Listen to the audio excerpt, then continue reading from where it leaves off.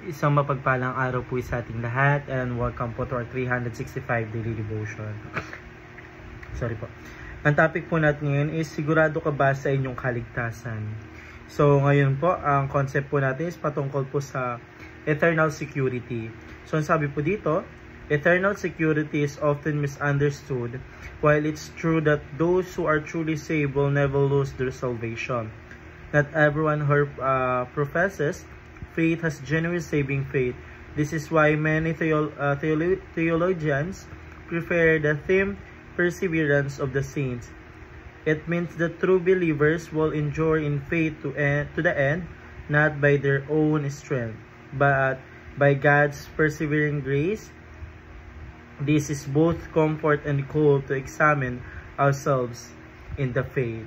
So, yun po yung ating concept po patungkol po sa eternal security po. So, ngayon naman po tayo po dumako sa ating Bible reading po na matatagpuan sa John chapter 10 verse 27 to 29. Ito po ang sabi po sa English, "My sheep listen to my voice, I know them, and they follow me. I give them eternal life, and they shall never perish. No one will snatch them out of my hand. My Father who has given them to me is greater than all. No one can snatch them out of my Father's hand." Ito naman po sabi sa Tagalog, "Nakikinig sa akin ang aking mga tupa, nakikilala ko sila at sumusunod sila sa akin.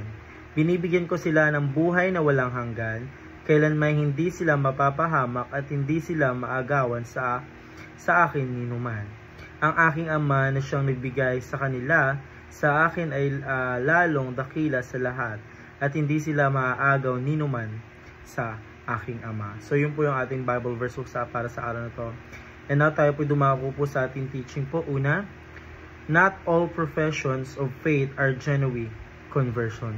So hindi daw po lahat po ng professionalism po or ng mga kakilala po natin mga profession po is have faith are genuine conversion po. So hindi po lahat po ay mayroon pong faith po sa ating Panginoon Diyos kasi pwede po natin sabihin na meron po siyang magandang profession po sa kanyang buhay, pero yung genuine niya po, yung faith niya po nawawala po kay God. Parang nonsense lang din po yung pagkakaroon niya po ng profession kapag hindi niya po gagamitin or hindi niya po i-glorify yun po sa ating Panginoon Diyos. Kasi nga po, lahat po ng nangyayari sa buhay pa natin because it was God's plan po. Pangalawang katanungan po, true believers are preserved by God and will preserve and pray.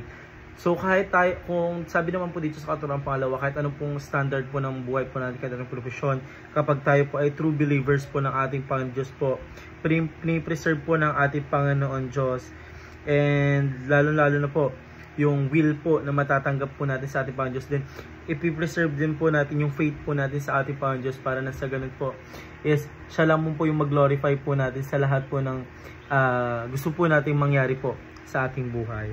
Pangatong katanungan po, God secures our salvation and genuine fruit will show it.